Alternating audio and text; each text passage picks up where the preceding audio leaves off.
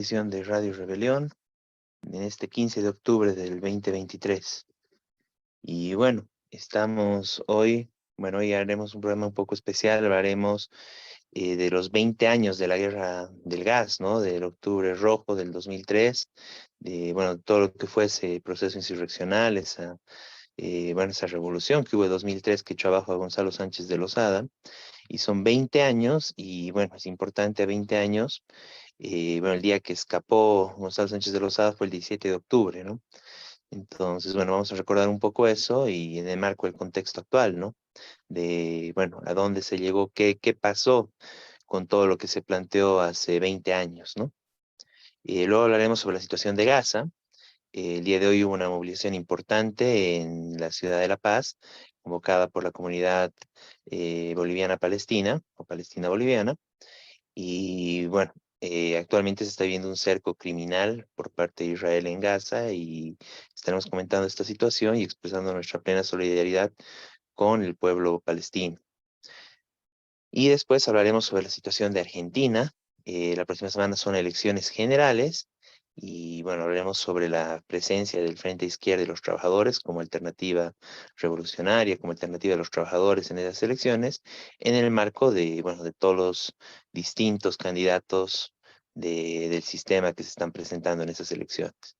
Como verán, un programa muy interesante con temas, bueno, muy importantes de la coyuntura nacional e internacional. Y bueno, de esta forma arrancamos entonces con Radio Rebelión. Bueno, el primer tema entonces, en estos días, aunque hay diferentes fechas de aniversario, pero se supone que el 17 de octubre es el día que escapó, se supone, no va, es el día que escapó Sánchez de Lozada, hace 20 años, y entonces es conmemorativo de la guerra del gas. Eh, bueno, hay todo un debate ahora porque el sector arcista va a hacer un acto en el Alto con un cabildo con propósito, bueno, con su propósito político de fortalecerse, etcétera. Pero más allá de eso, que es otra discusión que después consideraremos en el próximo programa, veremos. eh, Estamos conmemorando una fecha que marcó una enorme importancia para Bolivia y de hecho internacional, ¿no es cierto? No sé, Beto, si querés dar un primer pantallazo de este Sí, aniversario, ¿no? bueno, el 2003 realmente fue bueno, se vino acumulando desde antes, ¿no? Todo lo que significó el 2003 fue todo, bueno, toda la resistencia contra el neoliberalismo, que implicó varias, bueno, huelgas muy importantes, estados de sitio. Bueno, ya el 2000 se dio la guerra del agua en Cochabamba, los bloqueos de camino en el altiplano, y el 2002 fue igual una movilización muy importante que terminó impidiendo el impuestazo que quería lanzar Gonzalo Sánchez de Lozada, toda una serie de medidas neoliberales, ¿no? Para ajustar, para sacarle más dinero al pueblo, para garantizar el funcionamiento bueno, de un Estado muy reducido que había en ese entonces, con el bolsillo de los trabajadores, ¿no?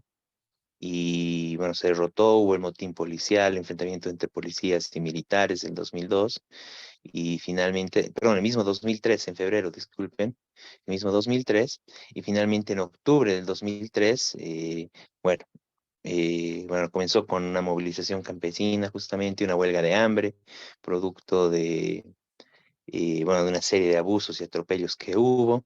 Se empezó con los bloqueos de caminos y se generalizó, ¿no? Se generalizó realmente el cansancio con todas las políticas neoliberales en el país. Y claro, el detonante en ese momento, además de los abusos constantes, fue el tema de la venta del gas, ¿no?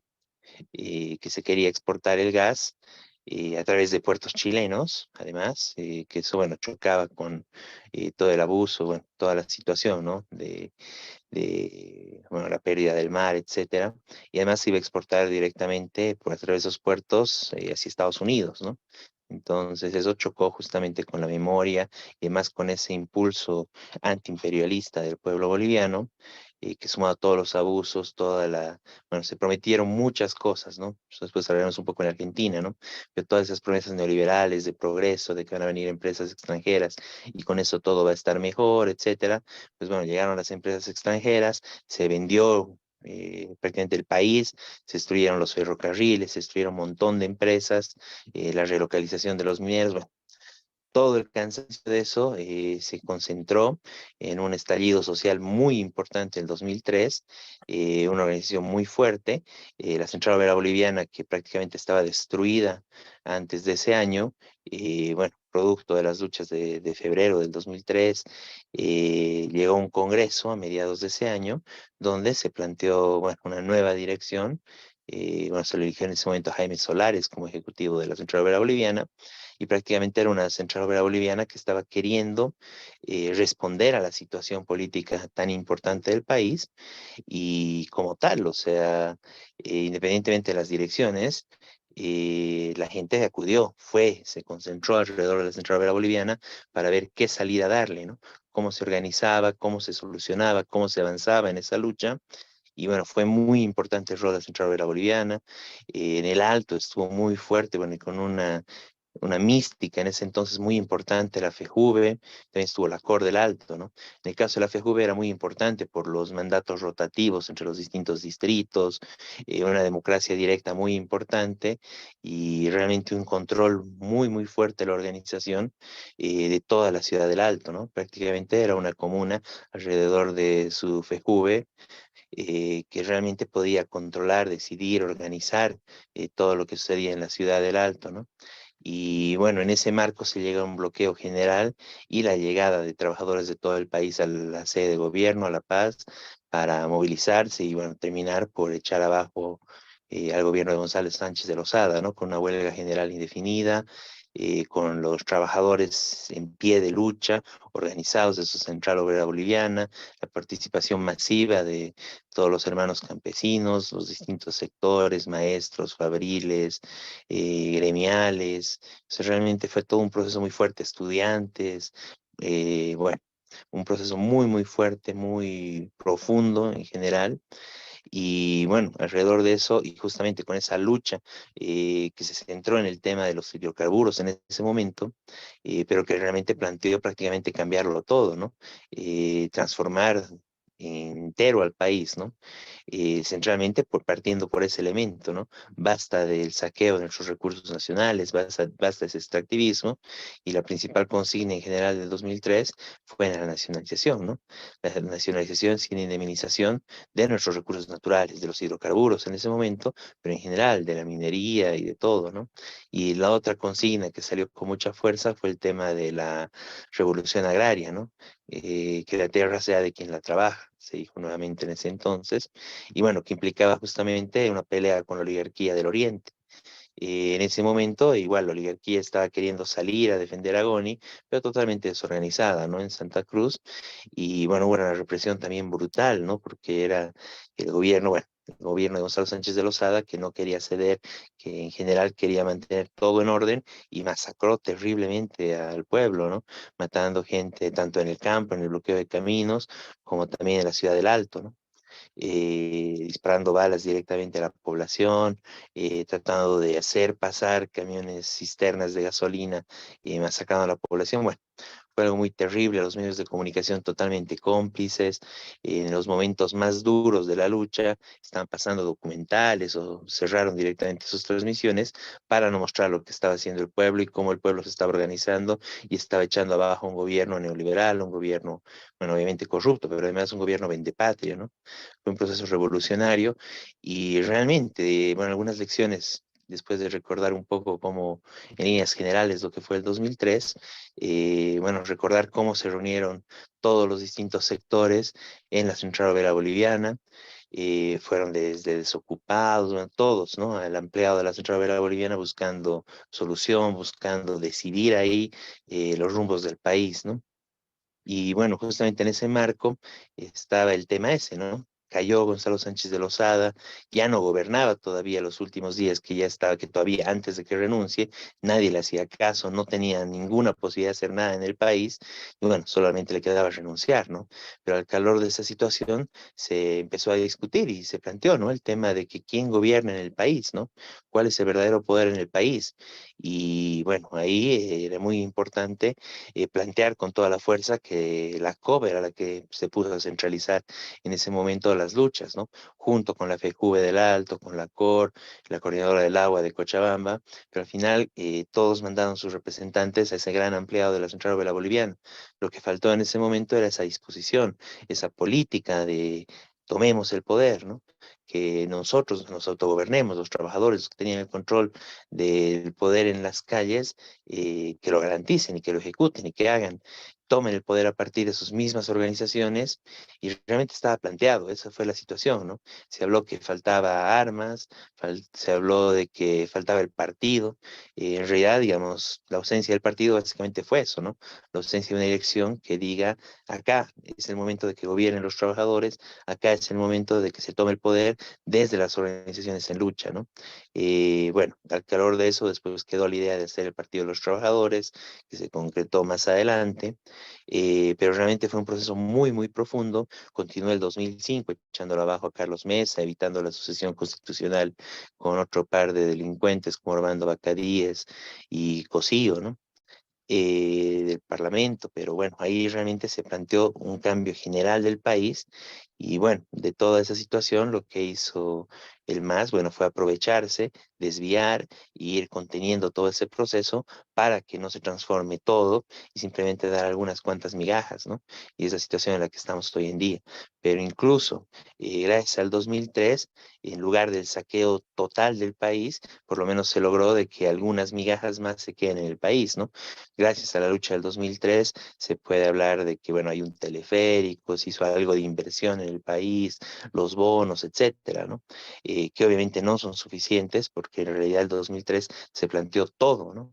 Y bueno, producto de esa lucha y retaseando alguito para no cambiarlo todo, el MAS logró un poco de aumento de impuestos, etcétera, a cambio de no nacionalizar plenamente los hidrocarburos, no recuperar verdaderamente todos los recursos naturales, a cambio de que se queden las transnacionales en el país y a cambio de que la oligarquía se quede intacta también en el país, ¿no?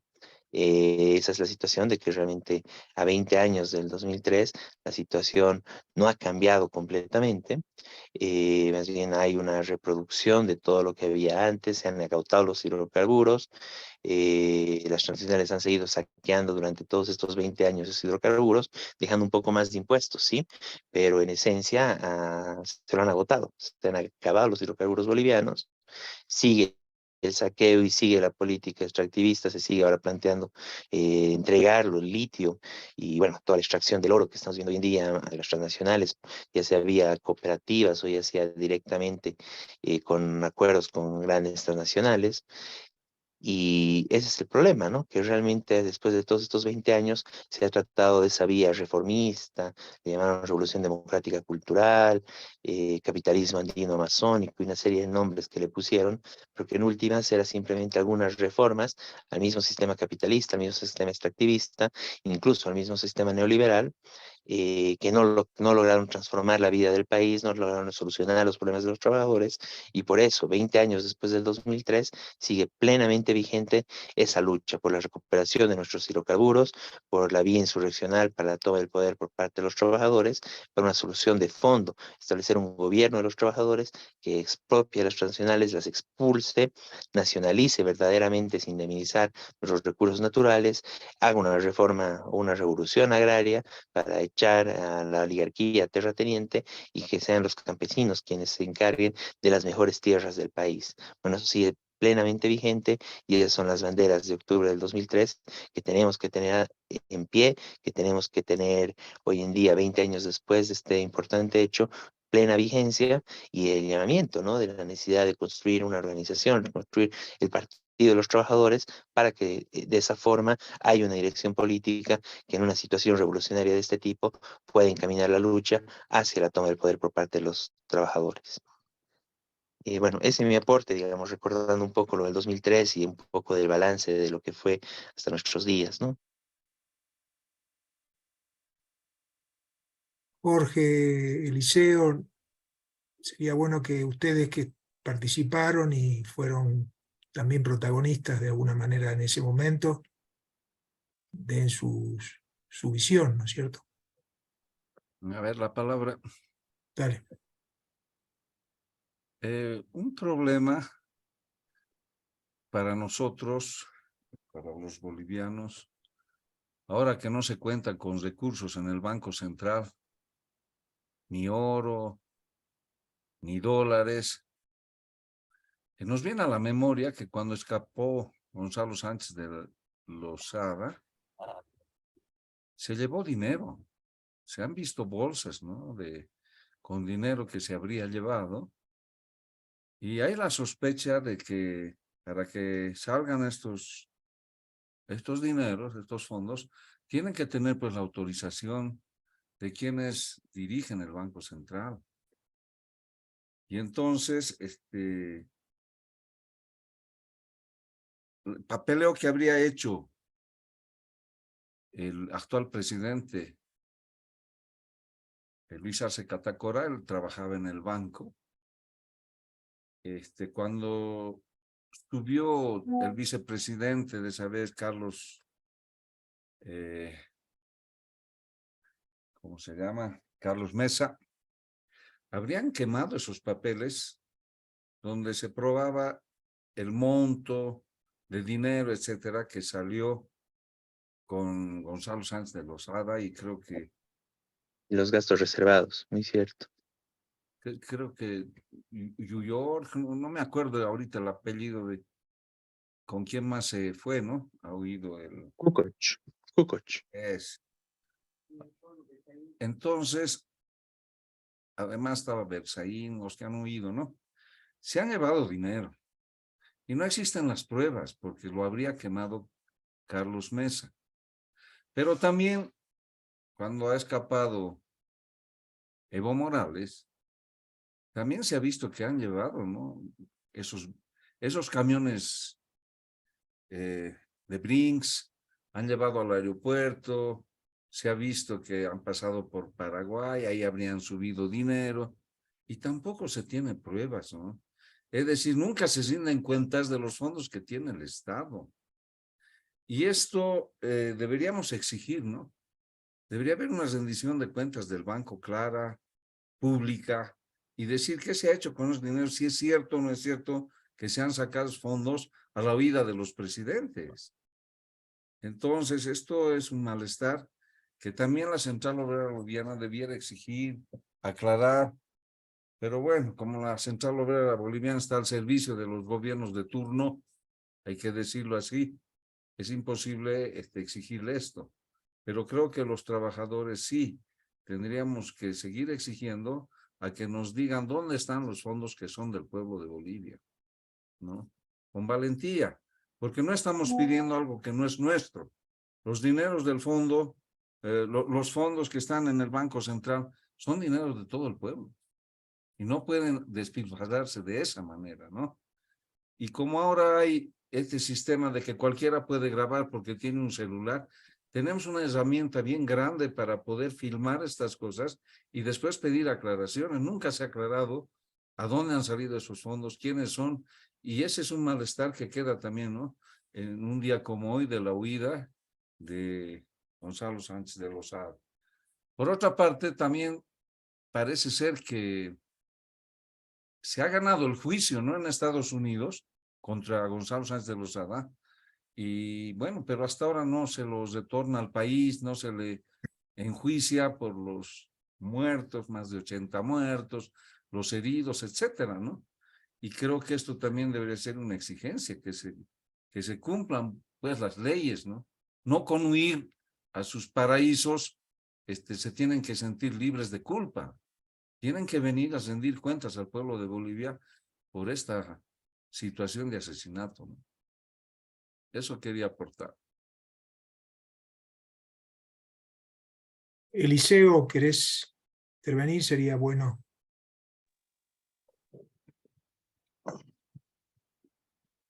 Sí, compañeros, buenas noches, ¿no?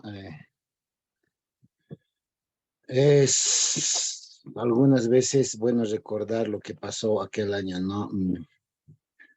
El 2003, no simplemente desde ahí, ¿no? A ver, haciendo la memoria un poco de lo que yo viví en el Alto y en las provincias a partir del año 2000, cuando Felipe Quispe ha tomado la CSUT-CB, primeramente Tupac Katari, las organizaciones importantes, ¿no? Lo que hizo es organizar a las comunidades, ¿no? Y como siempre se ha caracterizado Humasuyos y sector Achacachi empezar a bloquear, ¿no? Bueno, el cansancio de los bloqueos es lo que afectaba muchas veces, ¿no? Se bloqueaba, los policías y los militares salían, desbloqueaban y así sucesivamente, ¿no? Se trataba de que este movimiento avance a nivel departamental y a nivel nacional. No ha podido rápidamente hacer avanzar Felipe Quispe juntamente con sus directorios de ese momento, ¿no? Recuerdo exactamente el año 2000, por ejemplo, ¿no? De Achacachi para llegar a La Paz, ¿no? Al Alto, en este caso, era todo un día de caminata a pie, porque no había movilidad, ¿ya? Y muchos de mis familiares han caminado, ¿no? Saliendo 4 de la mañana, llegando 7 de la noche aproximadamente, en esos bloqueos.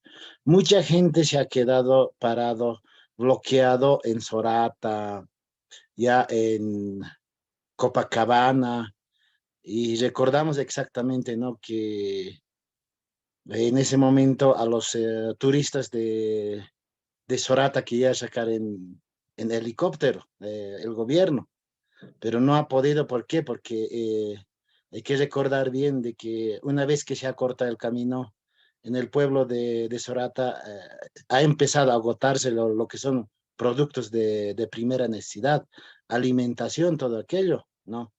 Y los turistas estaban siendo ya, se estaban quedando sin alimentación.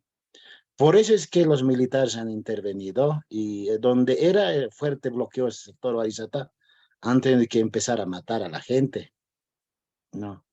Pasó esa caravana y luego se ha instalado lo que es la huelga de hambre en la radio San Gabriel, ¿no? Instalaron justo en el Alto, y inventan un sistema de impuestos de malla y paya. El Alto tenía otro problema, no tenía el mismo problema, ¿no? Y esto viene desde febrero del mismo año, ¿no? Cuando los policías y los militares se han enfrentado, o sea, existía ese malestar también el mismo año.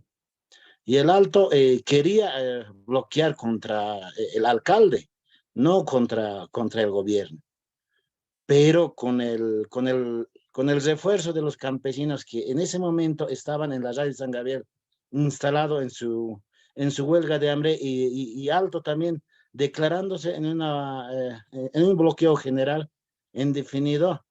Los campesinos apoyan ahí para que este bloqueo se prolongue a lo largo de todo el departamento.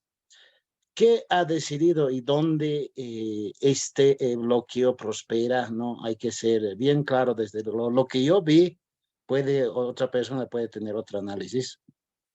¿No? Las reservas de Sencata de gasolina, diésel, de yacimientos de gas, los compañeros del Distrito 8 han empezado a bloquearle y finalmente a cavar zanjas, ya, cavar zanjas para que no vuelva a salir ninguno de estos combustibles, ¿no? Y en ese de cavar zanjas, ¿no?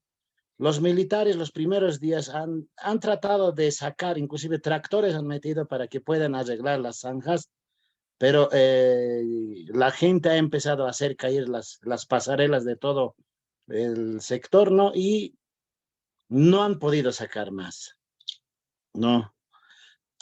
Y eso, ¿a qué va, no? Los primeros días de este bloqueo, de este paro general indefinida en la ciudad de La Paz, las movilidades siguen trabajando, ¿no? El Alto está en bloqueo, pasan 2 días, 3 días, empieza a existir el desabastecimiento de combustibles, porque Sencata es el que alimenta de combustibles, hay que ser bien claro, ¿no? Y empieza a acabarse. Y decide tomar el gobierno central a través de su ministro de gobierno, intervenir este bloqueo, ¿no? Con los militares, porque con los policías no tenían mucha confianza, que digamos, ¿no? Y recuerdo exactamente bien, han militarizado la 6 de marzo, ¿no? Con tanquetas, han sacado de los cuarteles, ¿no? Y yo, y yo pasando por ahí, inclusive me he ido a sacar una foto. Los soldados tampoco eran tan agresivos, ¿no? Y la gente caminando ahí, ¿no? Protestando. Y recuerdo esos días que, no sé, unos 5 veces creo que he bajado en marcha, ¿no? Hasta la ciudad. Y también volvíamos a pie también a subir por las gradas, ¿no? Y anecdótico, ¿no? Y la noche que han intervenido, recordamos bien, ¿no? Había una balacera tremenda en La Ceja, tremenda balacera. Todos se ocultaban de sus ventanas, nadie podía mirar de las ventanas. Los militares, los soldados han copado absolutamente todas las calles de La Ceja, del sector de Villa Dolores, 12 de octubre, absolutamente todas las calles. Nadie podía caminar, nadie podía mirar de la ventana, ¿no? Eh, Tremenda balacera, helicópteros volando por aquí, por allá, ¿no? Y yo creo que eso ha marcado el fin de Gonzalo Sánchez de Lozada, ¿no? Porque al final no han hecho llegar, ¿no? Lo que ellos se han propuesto, el objetivo. Y bueno, ¿qué aprendizaje me da a mí, no? Si bien el Alto estaba con otro problema, los campesinos tenían otro problema de reivindicaciones, ¿no? Y la Central Obrera Boliviana, que todavía no quería intervenir, a los dirigentes las bases les ha rebasado, ¿no? Los dirigentes no eran nadie para las bases, para los vecinos. No podían controlar a los vecinos. En algunos casos, inclusive los mismos dirigentes han empezado a ocultarse. Bueno, no, el tema no ha sido completamente bien organizado, planificado. Si hubiera sido bien planificado con todas las organizaciones, yo creo que se hubiera tomado el poder, ¿no? En ese momento no había una organización quien convoca a un ampliado, a un congreso, nada. Casi a la Central Obrera Boliviana han obligado para que llame a este ampliado y ya ha tomado la decisión tibiamente, ni siquiera con una decisión firme, y yo creo que ya lo ha dicho Beto hace rato, ¿no? ¿No ve? Y tibiamente, si hubiera tenido esa decisión de ponerse la casaca de Bolivia, tal vez la historia de Bolivia hubiera cambiado, ¿no? Pero lamentablemente lo que yo lo recuerdo bien exactamente, ¿no? El cansancio ha llegado en ese momento al fondo porque ya eran aproximadamente 2, 3 semanas. Los productos de primera necesidad ha desabastecido completamente en el Alto, a pesar que a las zonas aledañas, a las laderas del Alto llegaba huevito, quesito. Recuerdo todavía exactamente bien ese punto, ¿no? No había carne, no había papa, arroz ha empezado a acabarse. Lo último que hemos acudido son a las sardinas, las últimas sardinas que había. El huevo ha llegado a costar 5 bolivianos, ya, y de un huevo a cuántas personas se puede repartir, ¿no? Y ese tema es lo que ha cansado a la gente y han decidido levantar esta huelga, ¿no? Y bueno, no se juega tampoco con la gente. Muchas veces los dirigentes piensan y fácilmente se meten a un conflicto con el gobierno y los gobiernos siempre juegan al cansancio. Y pensamos después de ese análisis, ¿no? Si Gonzalo Sánchez de Lozada hubiera querido aguantar una semana más en las condiciones que estaba, nos hubiera derrotado, ¿no? Y yo creo que también muchos policías y muchos militares se han solidarizado con el pueblo y por eso los últimos días ya no querían reprimir, ¿no? Solamente eso puedo aportar. Bueno, muy importante el testimonio de Eliseo, porque de verdad fue un momento que la clase trabajadora boliviana estuvo cerca del poder. Es decir, controló sectores enteros de Bolivia. Como dice Eliseo, era evidente que había elementos de división y tenemos testimonios al respecto, división de militares, policías que no querían reprimir, que yo he hablado con ex militares, inclusive jóvenes que estaban en ese momento y que ya no querían y que estaban por darse vuelta, digamos. Pero claro, al no ver una dirección del otro lado que planteara otra cosa, entonces llegó un momento que no se sabe para qué lado van, ¿no? Y eso creo que fue decisivo, ¿no es cierto? Que permitió que subiera Carlos Mesa, ¿no es cierto? Que lo nombrara, que el Parlamento nombre al vicepresidente. Cuando la gente, claro, la bronca fundamental era contra Goni, pero entonces, bueno, por otro lado, a nivel internacional, es muy importante porque fue muy importante, porque si bien hubo momentos de otras rebeliones populares en Latinoamérica, en primer lugar en Argentina, en el fin del 2000, también por crisis económica, pero ninguna llegó tan lejos en el sentido programático de plantear un cambio de fondo, en el sentido de decir, bueno, hay que echar a las transnacionales. Es decir, aunque no llegó a plantear la toma del poder, sí planteó expulsar al imperialismo, expulsarlo en serio. Cosa que después como dijo Beto, el MAS traicionó. Y eso, bueno, nos hizo llegar a Bolivia a la situación actual, ¿no? Donde el gas se agota y hoy la pelea fundamental es por el agua. Es decir, ya no por el gas, sino para que no nos dejen sin agua, que no nos dejen no quedarnos sin agua. Es decir, es un tema muy dramático, pero que tiene que ver con lo mismo, con el dominio del agronegocio, de las transnacionales oligárquicas, que se saquearon el agua, además del gas. Porque los bosques son los que proveen el agua, etc., ¿no? Esto no es el tema de hoy, pero es importante cuando hablamos de los 20 años del 2003, contextualizar, ¿no es cierto?, que fue de verdad un proceso revolucionario que sacudió a América Latina. Es decir, en toda América Latina se comentaba como algo, claro, después no avanzó, pero no, y no solamente octubre del 2003, sino que después prosiguieron los procesos, bueno, hasta la selección, hasta que ganó el MAS, etc. Donde la gente quería un cambio de verdad, un cambio profundo, lo que decía Beto, ¿no es cierto?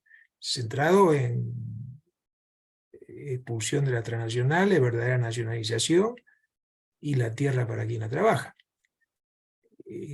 Eso hoy sigue siendo un tema nacional, es decir, recuperar ese programa.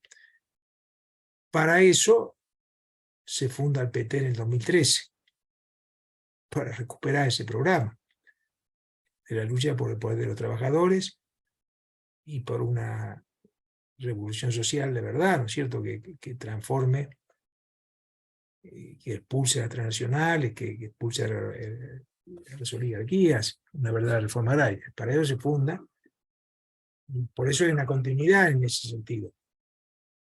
Bueno, eso quería agregar y no sé si quieren agregar algo, compañeros.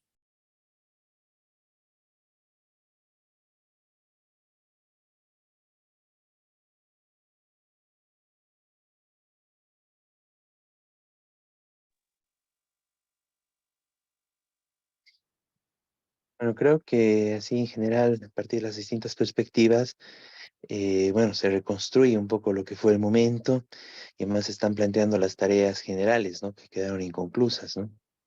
Hoy en día sigue plenamente vigente. Y bueno, me rescato mucho lo que dijo Eliseo, ¿no? Este tema de que las bases controlan a sus dirigentes, y algo que hemos perdido, ¿no? En ese entonces, como dice, ¿no? Si incluso algunos dirigentes se escapaban, y en la FEJUVE del Alto, sobre todo, era increíble cómo los cambiaban, o sea, era muy, muy fluido, ¿no?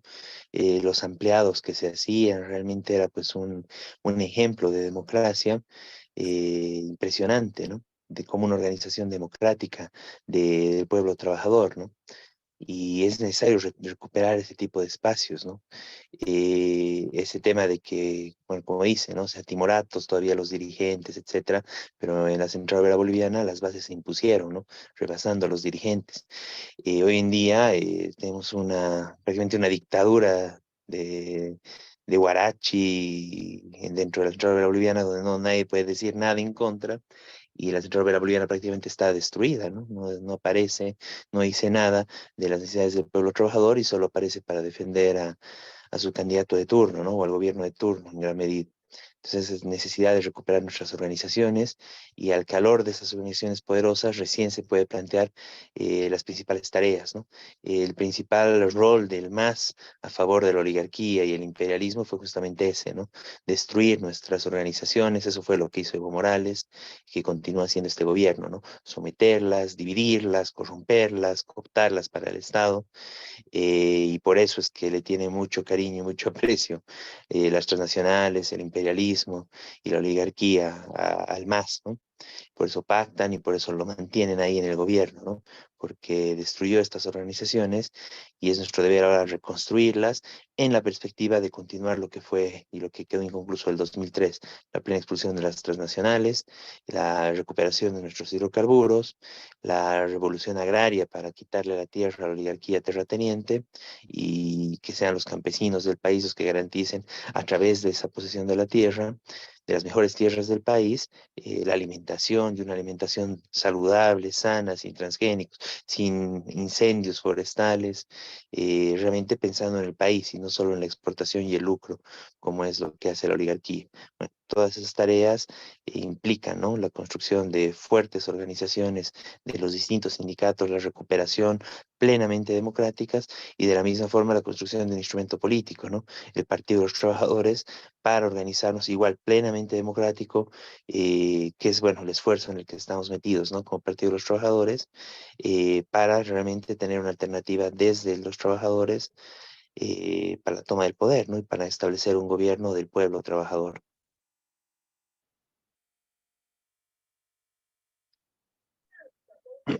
Sí, ahorita más tal Bien, vez, compañeros, Miguel, ¿no? no, Sí, Miguel. Eliseo.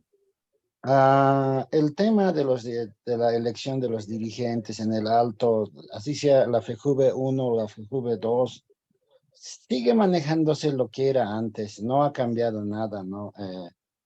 Para los compañeros de base, este año le toca a los del norte ser ejecutivo, al siguiente gestión le va a tocarle a los del sur, y a quién le va a tocar como primer vicepresidente y a quién le tiene que tocar como segundo vicepresidente.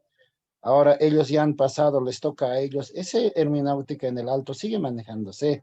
Así que las FEJUVES se hayan dividido. En las dos FEJUVES grandes que existen ahorita, sigue con la misma hermenéutica. No, ese tema no ha cambiado. Los políticos le han dividido solamente es eso, ¿no?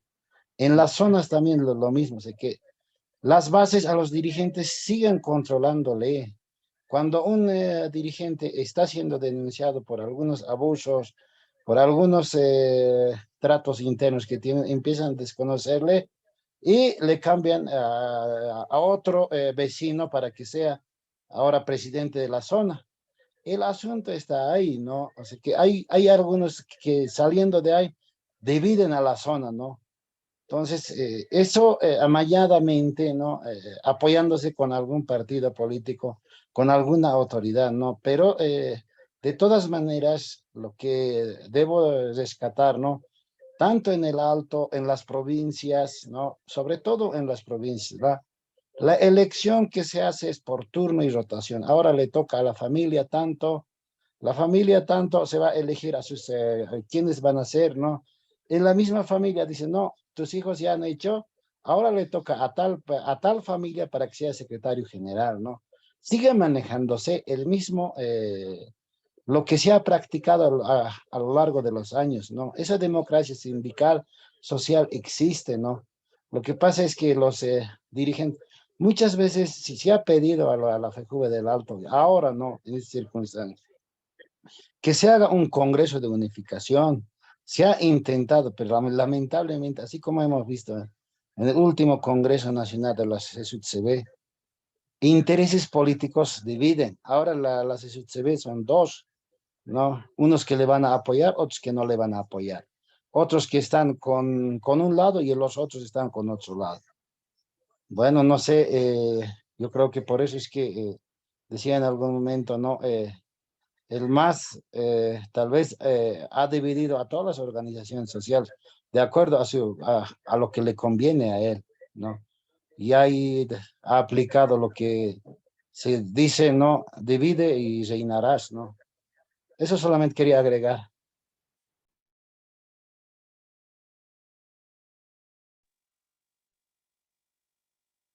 Gracias, Eliseo.